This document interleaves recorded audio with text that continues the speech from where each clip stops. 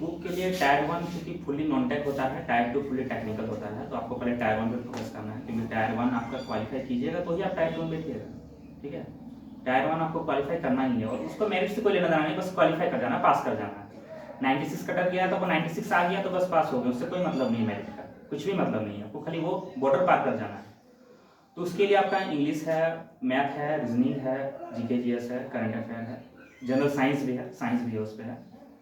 तो ये सब का है। मैथ आप हम जैसे मैं जैसे तैयारी किया था, मैं सारा यूट्यूब से ही किया था। ठीक है, मैथ भी यूट्यूब से पढ़ा था, रीजनिंग भी यूट्यूब से पढ़ा था, इंग्लिश भी यूट्यूब से पढ़ा था, और जीके जीएस यही रूम में रहते थे धनबाद में, तो एक बोर्ड खरीदे तो वो डिस्कस वगैरह चलता था शाम को 1-2 घंटा, तो हो गया था, उतना वो नहीं था। तो मैथ रीजनिंग ये ऐसा सब्जेक्ट है, आपको जहाँ से समझ में आ रहा है, कोई बुक से समझ में आ रहा है तो उसका फॉलो कीजिए, यूट्यूब से समझ में आ रहा है तो उसका फॉलो। यूट्यूब में भी किनका? यूट्यूब में भी जैसे हम किए थे, तो एक वाईफाई स्टडी में राहुल सर बोल के हैं, राहुल खंडेलवाल, ठीक है, तो हम उसी को फॉलो किए थे। रीजनिंग में दीपक तीर्थयानी बोल के हैं, वो भी अभी वाईफाई स्टडी में पढ़ाते थे, अभी दूसरा अपना चैनल खोल लिए दीपक तीर्थयानी, तो रीजनिंग भी हम उसी से फॉलो किए हैं।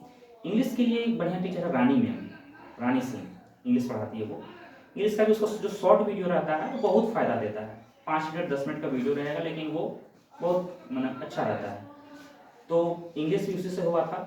बाकी जीके जीएस और इसका कोई तोड़ नहीं है, ये आप प्रैक्टिस करते जाइए, प्रीवियस ईयर पढ़ते जाइए, धीरे धीरे होते जाएगा। जीके जीएस के भरोसा में आदमी एग्जाम भी देने नहीं जाता है, क्योंकि जीके जैसा कोई फिक्स सिलेबस नहीं है, कहाँ से आएगा नहीं आएगा।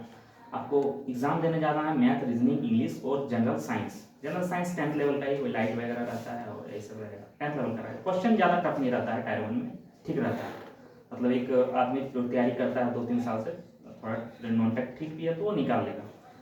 टायर 1 हो जाने के बाद टायर 2 आता है। टायर 2 थोड़ा, टायर 2 में क्वेश्चन का लेवल स्टैंडर्ड रहता है, तो उसके लिए आपको बुक प्रीफर करना होगा। लेकिन बुक प्रीफर करने के अलावा भी, चूँकि टेक्निकल में हम लोग 12 सब्जेक्ट हो जाता है, मैकेनिकल में आप लोग जब पढ़िएगा तो सोम हो जाएगा, आरएससी, थर्मल, हीट ट्रांसफर से करके 12 सब्जेक्ट है। ठीक है, 12 सब्जेक्ट में 12 ग्रंथ है, क्योंकि बहुत भास्ट हो जाता है थोड़ा।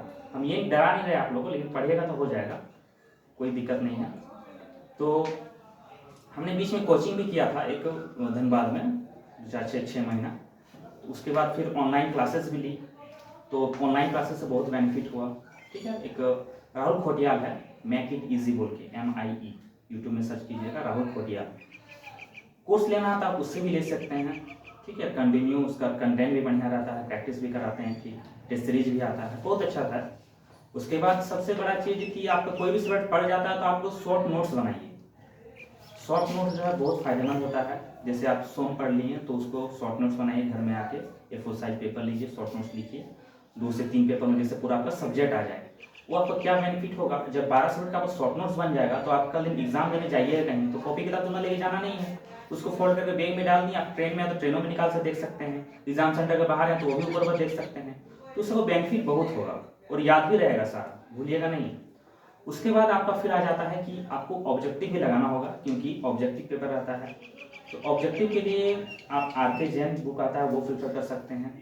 यूथ पब्लिकेशन का भी आता है बढ़िया, यूथ पब्लिकेशन का भी बुक है, वो भी अच्छा है, वो आपका प्रीवियस ईयर रहता है सारा, वो भी ठीक बुक है। उसके बाद आपका मैड इजी का आता है, वो भी ठीक है। लेकिन कोशिश कीजिएगा कि 2-3 बुक कवर करने से बढ़िया कोई एक बुक ही कवर कीजिएगा, लेकिन बढ़िया से कीजिएगा, ठीक है ना। जैसे आपको RK जैन पढ़ना है तो RK जैन ही पढ़िए बढ़िया से। जैसे हमने चुना था यूथ पब्लिकेशन का, यूथ पब्लिकेशन का 2 वॉल्यूम आता है, वॉल्यूम 1 वॉल्यूम 2। तो वॉल्यूम 1 वॉल्यूम 2 को मतलब इतना बारीकी से पढ़ जाना है कि आप एक भी क्वेश्चन, स्वयं में भी कोई क्वेश्चन पूछ देगा तो आपको मुझसे तुरंत का आंसर निकल जाना है, मतलब इस हिसाब से आपको पढ़ लेना है। हम ये नहीं बोल रहे हैं कि आप 2-3 बुक पढ़िए, कोई एक ही बुक पढ़िए, लेकिन एकदम बढ़िया से पढ़िए, जैसे क्वेश्चन छूटे ना, उससे न्यूमेरिकल सारा कुछ बना जाइए। उसके बाद सबसे बड़ा रोल रहता है एग्जाम के टाइम आपका मॉक टेस्ट वगैरह। मॉक टेस्ट लगाइए, मॉक टेस्ट बहुत फायदेमंद है, हमने भी लगाया था, टायर 1 के लिए लगाया था, टायर 2 के लिए लगाया था।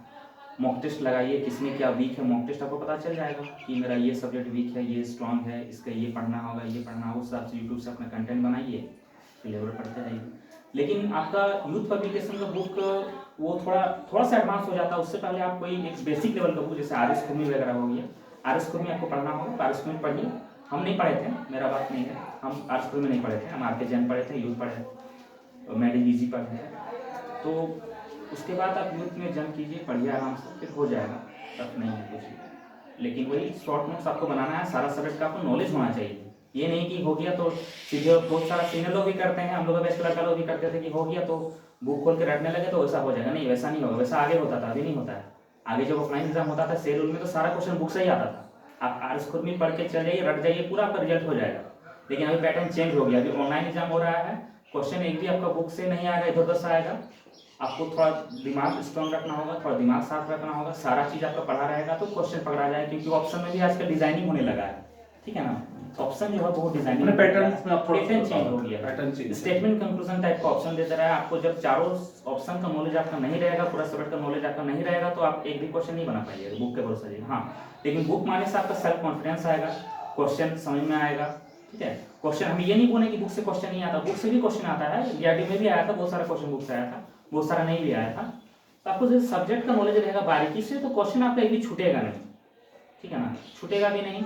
और सबसे बड़ा बेनिफिट डीआरडीओ में ये है कि नेगेटिव नहीं है, नेगेटिव मार्किंग नहीं, नेगेटिव मार्किंग नहीं है, ये बहुत बड़ा बेनिफिट है। टायर 1 के लिए बेनिफिट है, टायर 2 के लिए बेनिफिट है, लेकिन बेनिफिट भी है तो कहीं कहीं एक खराब चीज भी है, क्योंकि कटअप भी इसके चलते ज्यादा चल जाता है।